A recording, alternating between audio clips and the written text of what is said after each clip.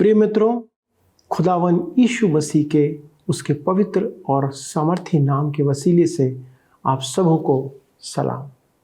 सत्यवचन कार्यक्रम के आज की श्रृंखला में आप सबका एक बार फिर से तहे दिल से स्वागत है। दोस्तों, यदि पवित्र शास्त्र बाइबल हमारे पास नहीं होता तो हमारे पास परमेश्वर की योजनाओं और उसकी आज्ञाओं को जानने का कोई भी स्रोत या माध्यम नहीं होता। रोमियो की पत्री जिसका अध्ययन हम इस समय कर रहे हैं, पौलुस कभी भी परमेश्वर की प्रेरणा के बगैर इन रहस्यात्मक बातों को नहीं लिख सकता था, जो सिद्ध करता है कि बाइबल का प्रथम लेखक स्वयं परमेश्वर है। क्योंकि कोई भी परमेश्वर के रहस्यों को मनुष्य पर प्रकट नहीं कर सकता है, इसलिए बाइबल का संदेश संपूर्ण मानव समाज के लिए, सब युगों के लोगों के लिए एक मार्गदर्शक है। यही कारण है कि हर एक को परमेश्वर के वचन का अध्ययन उसकी महिमा के योग्य बनाता है। हम मनुष्य इस संसार में कुछ लेकर नहीं आए हैं। आज जो कुछ हमारे पास है वह सब कुछ परमेश्वर के अनुग्रह के कारण, उसकी दया के कारण है। हम अपनी बुद्धि और बल पर घमंड नहीं कर सकते, क्योंकि हमारी बुद्धि और हमारा बल का स्रोत केवल परमेश्वर है। यदि हम कुछ उसके उपकार के लिए कर सकते हैं तो हम केवल उसकी महिमा, उसका आदर कर सकते हैं, उसे धन्यवाद दे सकते हैं। दोस्तों, आज के अध्ययन में आइए पौलुस के साथ उसकी महिमा करें जैसे वो करता है। आपसे निवेदन है कि आप इस अध्ययन में शामिल हों और ध्यान से इन वचनों को सुनते चले जाएं, और अंत में आप पूछे गए सवालों का उत्तर SMS या WhatsApp के द्वारा हमें भेजकर विजेताओं में शामिल हों। आइए दोस्तों, देर न करते हुए इस धन्यवाद और आदर से भरे हुए अध्ययन में हम आगे बढ़ते हैं। मित्रों, आइए आज हम अपने अध्ययन में आगे बढ़ें और देखें इस्राएल राष्ट्र के पुनरुद्धार का कारण। इस्राएल राष्ट्र के पुनरुद्धार का क्या कारण है? अतः यह तो परमेश्वर की बुद्धि में निहित है। मेरे मित्रों, परमेश्वर जो करता है वही बुद्धिमानी है, और हम इस पर आधारित हों वही सही है और सर्वोत्तम है। आप में और मुझ में पुराना स्वभाव है जो परमेश्वर के प्रत्येक निर्णय पर प्रश्न करता है। मैंने अनेक विश्वासियों को कहते सुना है, अन्य जातियों ने सुसमाचार सुना ही नहीं है तो उन्हें उद्धार से वंचित कैसे माने। परमेश्वर को उन्हें दंडित करने का अधिकार नहीं है। परमेश्वर को संपूर्ण अधिकार है। वह परमेश्वर है और वह जो भी करता है वह उचित ही है। यदि आपके विचार में वह सही नहीं है तो आपका सोचना उचित नहीं है। यदि आप उसे बुद्धि का काम ना कहें तो आप ही गलत हैं। परमेश्वर मूर्ख नहीं है। निश्चय ही आप और मैं मूर्खता कर सकते हैं, परमेश्वर नहीं करता है। हमें इसके बोध की कैसी आवश्यकता है? आइए हम पढ़ते हैं रोमियो की पत्री 11 अध्याय उसके 33 पद। आहा, परमेश्वर का धन और बुद्धि और ज्ञान क्या ही गंभीर हैं।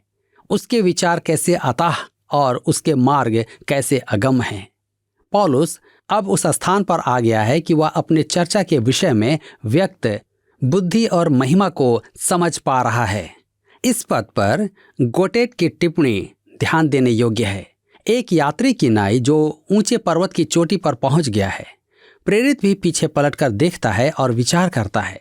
उसके पांव के नीचे गहराइयां हैं, परंतु ज्योति उन्हें प्रकाशमान करती हैं, और चारों ओर एक विशाल क्षेत्र है जिसे उसकी आंख निर्देशित करती है।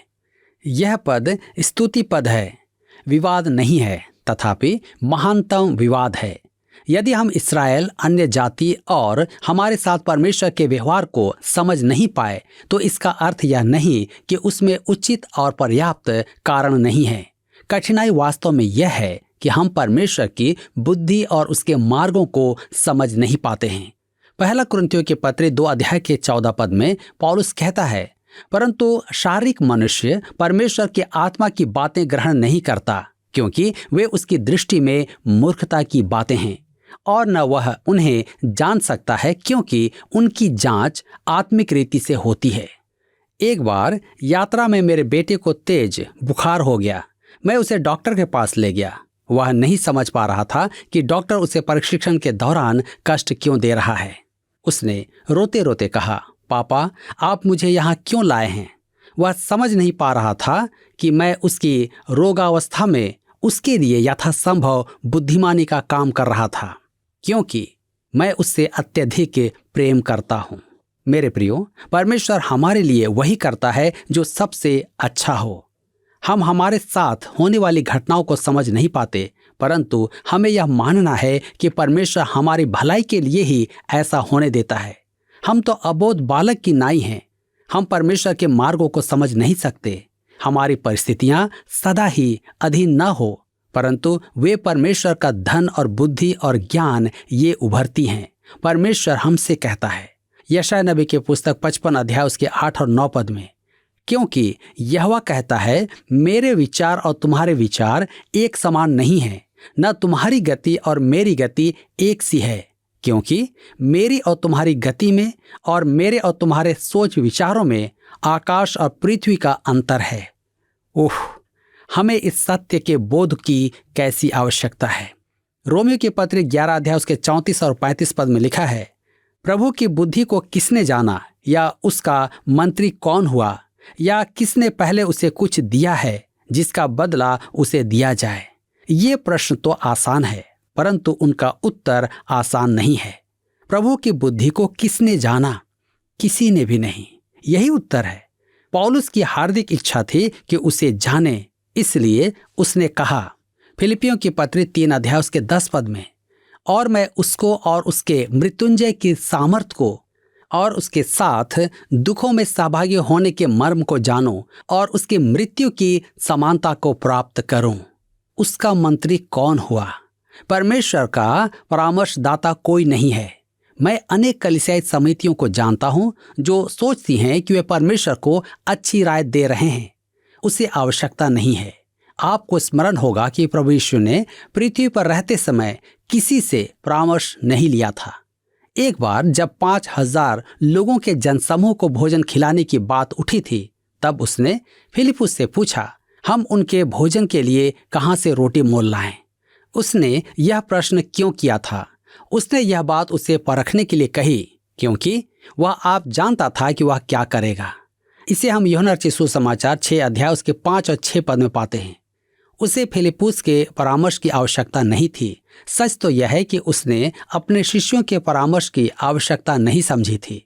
उन्होंने तो यह राय दी थी, उन्हें विदा कर। उसने कहा, उन्हें खाने को कुछ दो। मेरे मित्रों, परमेश्वर हमसे अपनी राय नहीं पूछता है, जबकि अनेक जन उसे राय देने के लिए तैयार हैं। लिखा है, किसने पहले उसे कुछ दिया है? क्या आपने कभी परमेश्वर को कुछ दिया है कि वह आपका ऋणी होने की विषम स्थिति में हो? यदि आप परमेश्वर को दे पाए हो तो वह आपका ऋणी होगा।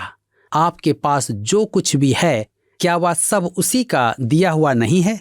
मेरे विचार में हमारी दरिद्रता के कारणों में एक कारण यह भी है कि हम उसके आशीषों में से बहुत कम उसे देते हैं। यदि कोई उसे कुछ देता है तो वह लौटाकर बहुत अधिक उसे देता है। सच तो यह है कि परमेश्वर ने कहा है कि वह किसी का ऋणी नहीं है। वर्षों पूर्व किसी ने एक धनवान व्यक्ति से पूछा, वह एक अच्छा विश्वासी था, कैसे संभव है कि आप इतना अधिक दान करके भी धनवान हैं? उसने उत्तर दिया, मैं दोनों हाथों से निकालता हूं, परमेश्वर दोनों हाथों से भरता है और उसके हाथ मुझसे बड़े हैं। ओह मेरे मित्रों, हम परमेश्वर को अवसर नहीं देते कि वह अपने हाथों को काम में ले। हम उसके लिए कुछ नहीं कर सकते। वह हमें उससे कहीं अधिक आशीष देगा जो हम उसे देंगे। रोमियो के पत्र 11 अध्याय के 36 पद में लिखा है, क्योंकि उसी की ओर से और उसी के द्वारा और उसी के लिए सब कुछ है, उसकी महिमा युगानुयुग होती रहे, आमीन। मित्रों, इससे मुझे ऊंचाइयां प्राप्त होती हैं। मैं इसका अनुवाद करता हूं, क्योंकि उसी से, उसी के द्वारा और उसी में सब कुछ है, उसी का महिमा नमन सदा सर्वदा होता रहे, आमीन। अल्फोर्ड ने इस पद को शीर्षक दिया, प्रेरणा के पृष्ठों में भी सर्वोत्कृष्ट संबोधन व्याप्त है। उसी की ओर से अर्थात परमेश्वर सब बातों का संपूर्ण कारण और स्रोत है। उसी के द्वारा परमेश्वर सर्वशक्तिमान समरक और कार्य करता है। यूहन्ना रचित सुसमाचार 5 अध्याय के 17 पद में यीशु ने कहा, मेरा पिता अब तक काम करता है और मैं भी काम करता हूँ। उसी के लिए अर्थात परमेश्वर प्रत्येक प्राणी को लेखा देने के लिए एकत्र करेगा। सब कुछ परमेश्वर की ओर से प्रवाहित है। उसकी महिमा युगानुग की है। क्या हम उन बातों के लिए परमेश्वर को महिमा से वंचित कर रहे हैं जिनके लिए हमें श्रेय लेने का अधिकार नहीं है? महिमा केवल उसी की है।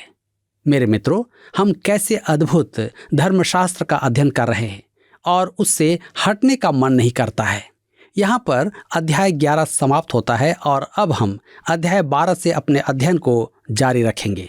हम देखेंगे जिसका विषय है परमेश्वर के साथ संबंध, आत्मा के वरदानों के साथ संबंध, अन्य विश्वासियों के साथ संबंध, अविश्वासियों के साथ संबंध। यह रोमियो की पुस्तक के अंतिम भाग का आरंभ है। आपको स्मरण होगा कि पहले 8 अध्याय सिद्धांत से संबंधित हैं, अगले 3 अध्याय ईश्वरीय व्यवस्था के हैं और अंतिम भाग में कर्तव्य विहित है। अब हम उन धर्म विज्ञान के व्यवहारिक विषयों को देखते हैं जिन्हें पौलुस हमारे सामने रखता है। यहाँ सुसमाचार दृढ़ता से आगे बढ़ता है और मैं भी चाहता हूँ कि यह ऐसा ही हो। रोमियो की पत्री के प्रथम भाग में पाठक ने उद्धार का टोप देखा और विश्वास की ढाल देखी, परंतु इस अंतिम भाग में वह पांव में शांति के सुसमाचार के जूते चढ़ा रहा है। हमें युद्ध में खड़ा होना है, हमें जीवन में आगे बढ़ना है, हमें दौड़ प्रतियोगिता में भागना है। मेरे मित्रों, अब कोई कहेगा कि हम पवित्रीकरण के भाग में व्यवहारिकता देख चुके हैं, वहां सुसमाचार दृढ़ता से आगे बढ़ा है। यह सच है, परंतु इन 2 भागों में गहन अंतर है। पवित्रीकरण के भाग में हम मसीही गुणों के विषय में देख रहे थे और इस भाग में हम मसीह आचरण के विषय में देखेंगे। वहां आंतरिक मनुष्य की चर्चा की गई थी, परंतु यहाँ बाहरी मनुष्य की चर्चा की जा रही है। वहां थी मसीही अवस्था और यहाँ है मसीही समर्पण और अभिषेक। वहां था कि एक मसीही विश्वासी कौन है और यहाँ है कि एक मसीही विश्वासी क्या करता है। हमने अनुग्रह के सौभाग्य को देखा है और अब हम अनुग्रह के नीति वचन देखेंगे। जीवन के मार्ग को जीवन के प्रमाणों से पुष्ट होना है। विश्वास द्वारा धर्मी ठहराए जाने को जीवन के कार्यों द्वारा पूर्ण किया जाता है। मेरे मित्रों, इस अंतिम भाग में आगे बढ़ते समय कुछ और भी देखना आवश्यक है। विश्वासी का आचरण इस संसार में उसके संबंध में आने वालों के साथ उसके स्वभाव से प्रकट होना है और इस आचरण का नियंत्रण किसी एक विशेष रूप में होना है। आचरण के नियमों का प्रतिपादन करना तो बहुत आसान है, परंतु पौलुस ऐसा नहीं करता है। उसने हमें मूसा की व्यवस्था से मुक्ति दिलाई है और उसने हमें इसलिए मुक्त नहीं किया है कि हम किसी अन्य विधि विधान के अधीन हो। अनेक विश्वासी स्वयं को पृथक कहते हैं क्योंकि वे ऐसा नहीं करते, वैसा नहीं करते और अनेक अन्य काम नहीं करते, परंतु मैं चाहता हूं कि वे कुछ तो करें। मैंने तो यही देखा है कि उनकी जीभ बुराई करती है। आप सावधान रहें। उन्हें यह समझ होना है कि परमेश्वर की संतान नियमों के अधीन नहीं है। तथापि पौलुस कुछ महान सिद्धांतों का प्रतिपादन करता है कि विश्वासी की अगुवाई में काम आए। पवित्र आत्मा विश्वासी को रास्तों का नक्शा सुझाता है, उन्हें मोड़ दर्शाता है। बस गति सीमा नहीं दर्शाता है, वह होटल और भोजनालय भी दर्शाता है, परंतु उन्हें किसी एक स्थान पर रुकने का निर्देश नहीं देता है। यहाँ बाहरी रास्ते स्पष्ट किए गए हैं और उनसे बचने की चेतावनी भी दी गई है। निस्सार नगर का नाम भी दिया गया है और निकास मार्ग भी स्पष्ट है। विश्वासी को निर्देश है कि वह तुरंत बाहर निकले, किसी मार्ग की प्रतीक्षा न करे। वहां अनेक निकास मार्ग हैं। अब हम रोमियो के पत्र 8 अध्याय उसके 11 पद के शिखर से नीचे उतर रहे हैं। हम रोमियो के पत्र 11 अध्याय 33 से 36 पद की चोटियों से उतरकर स्पष्ट कर्तव्यों के मैदान में आते हैं। यहीं हम सब निर्वाह करते हैं और हमारा व्यक्तित्व इसी में अवस्थित है। अब हम देखेंगे परमेश्वर के साथ संबंध। आइए पढ़ें रोमियो के पत्री 12 अध्याय उसके 1 पद। लिखा है, इसलिए हे भाइयों, मैं तुमसे परमेश्वर की दया स्मरण दिलाकर विनती करता हूँ कि अपने शरीरों को जीवित और पवित्र और परमेश्वर को भावता हुआ बलिदान करके चढ़ाओ, यही तुम्हारी आत्मिक सेवा है। दूसरे शब्दों में, इसलिए हे भाइयों, मैं तुमसे परमेश्वर की दया स्मरण दिलाकर याचना करता हूं कि अपने शरीरों को, अपने संपूर्ण व्यक्तित्वों को जीवित बलिदान करके चढ़ाओ, जो परमेश्वर के लिए पृथक किए गए हों और उसे मन भावन हो, जो तुम्हारे बौद्धिक और आत्मिक सेवा है। इसलिए इस विचार को पूर्वोक्तियों से जोड़ता है, यद्यपि इसका पूर्वोक्तियों से तात्कालिक संबंध है। मेरे विचार में पौलुस इसलिए के उपयोग द्वारा संपूर्ण पत्र को संयोजित करता है। विनती करता हूं, यह अनुग्रह की भाषा है, वैधानिक भाषा नहीं है। यहां सीनै पर्वत की गर्जन नहीं है। मूसा ने आज्ञाएं दी, परंतु पौलुस उनका प्रबोधन करता है। क्या पौलुस आज्ञा देने योग्य था? उसने फिलेमोन से कहा था कि वह आज्ञा दे सकता है, परंतु वह ऐसा नहीं करेगा। पौलुस आज्ञा नहीं देता है, वह कहता है मैं विनती करता हूं। परमेश्वर की दया स्मरण दिलाकर, यह इब्रानी भाषा की अभिव्यक्ति है, इसलिए वह बहुवचन दया का उपयोग करता है, जिसका अर्थ है दया की बहुतायत। परमेश्वर दया का धनी है। मेरे मित्रों, परमेश्वर के पास बहुत दया है।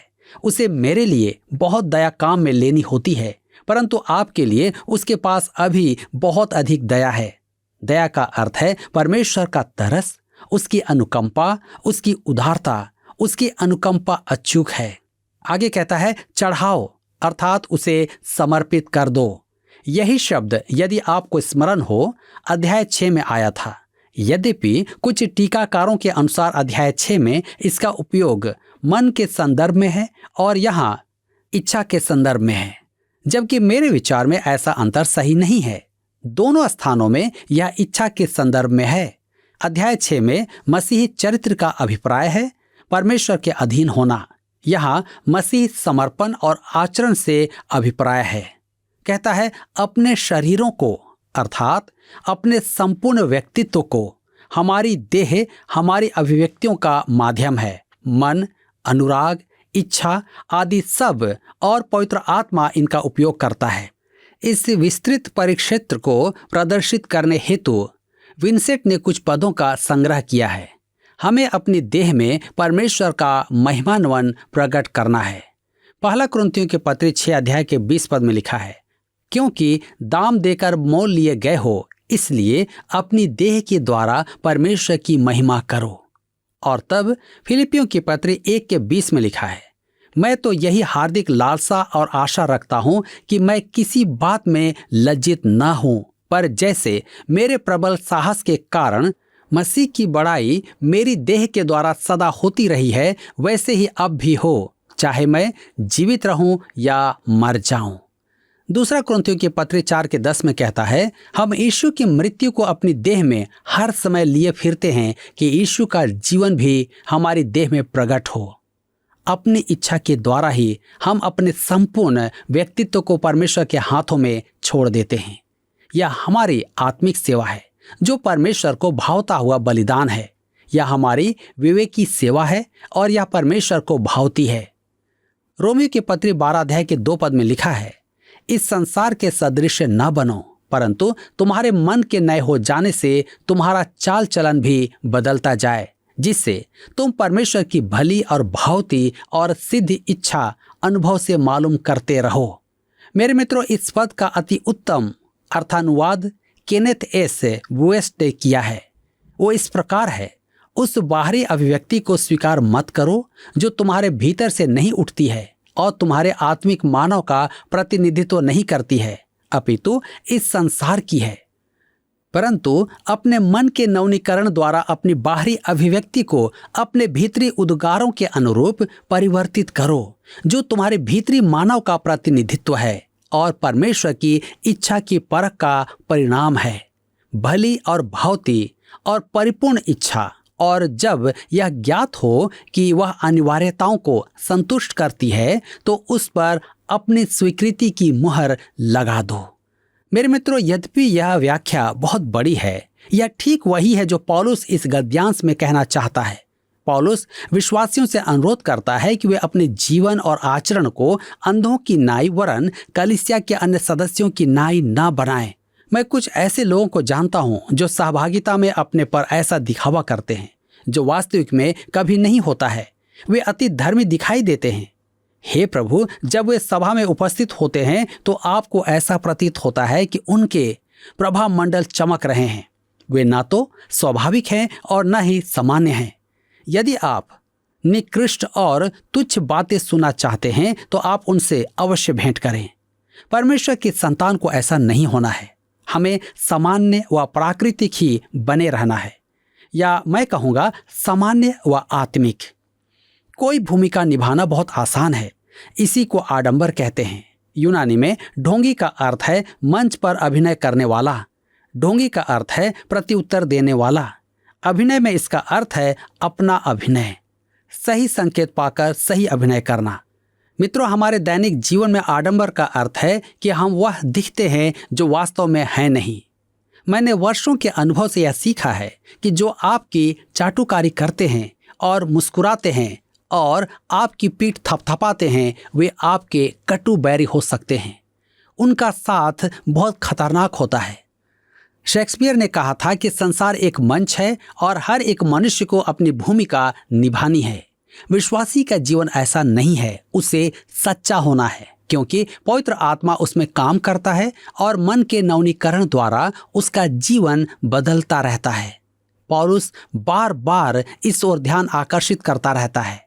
कुरिन्थ की कलीसिया को उसने लिखा है 2 कुरिन्थियों के पत्री 3 अध्याय के 18 पद में, परंतु जब हम सबके उघाड़े चेहरे से प्रभु का प्रताप इस प्रकार प्रकट होता है जिस प्रकार दर्पण में, तो प्रभु के द्वारा जो आत्मा है, हम उसी तेजस्वी रूप में अंश अंश करके बदलते जाते हैं।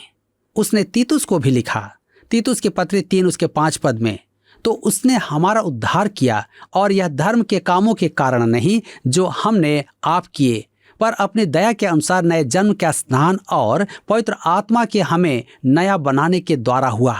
मित्रों, परमेश्वर के आत्मा को मन का नवीनीकरण करने देने के द्वारा विश्वासी परमेश्वर की इच्छा को परख कर देख सकता है कि वह भली है। जिस पल आप और मैं ढोंग रचने लगते हैं, उसी पल हमारे जीवन में परमेश्वर की इच्छा जानना असंभव हो जाता है। परमेश्वर के समक्ष स्वयं को खोल कर रख देने से विश्वासी के जीवन में परमेश्वर की इच्छा भली हो जाती है और विश्वासी की इच्छा के साथ संयोजित हो जाती है। पहले तो वह भली होती है, तदुपरांत स्वीकार्य होती है और अंत में सिद्ध होती है। और परमेश्वर की इच्छा और विश्वासी की इच्छा एक दूसरे के तुल्य हो जाती है। मित्रों, आप इसका विकास स्वयं नहीं कर सकते।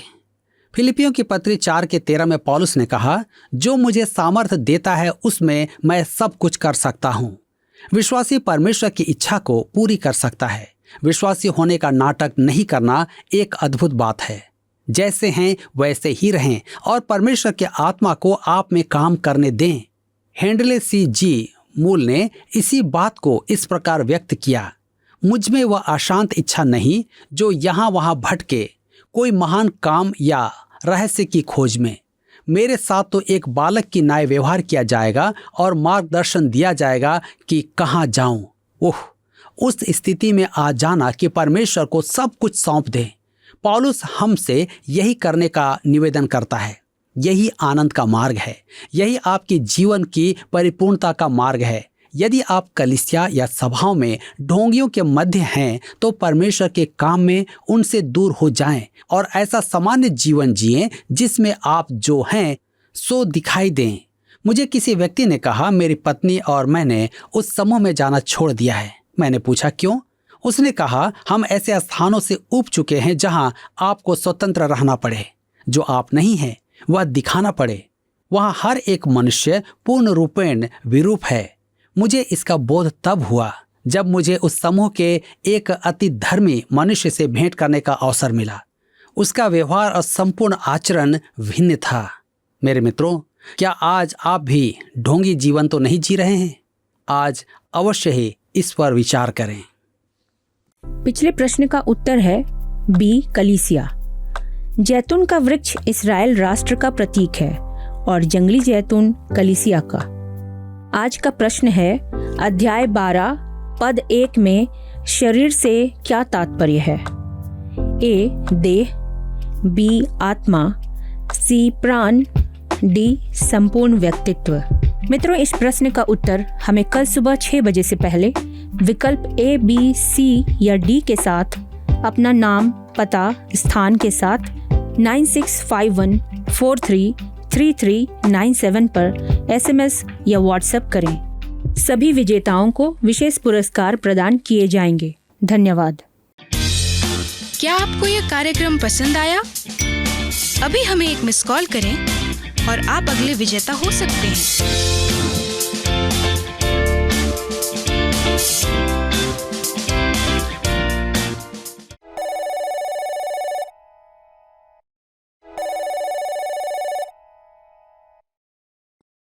प्रिय मित्रों, आज पवित्र शास्त्र के अंदर कितने सुंदर भाग का हमने अध्ययन किया, मनन किया, जाना। यदि हम विवेकशीलता के साथ इन बातों को सीख रहे हैं तो निश्चय ही हम परमेश्वर की महिमा करने से कभी नहीं रुकेंगे और कहेंगे, आहा, परमेश्वर का धन और बुद्धि और ज्ञान क्या ही गंभीर है, उसके विचार कैसे अथाह और उसके मार्ग कैसे अगम है। आइए इस महान परमेश्वर के सन्मुख अपने शरीरों को जीवित, पवित्र और परमेश्वर को भावता हुआ बलिदान करके चढ़ाएं। दोस्तों, यही हमारी आत्मिक सेवा है।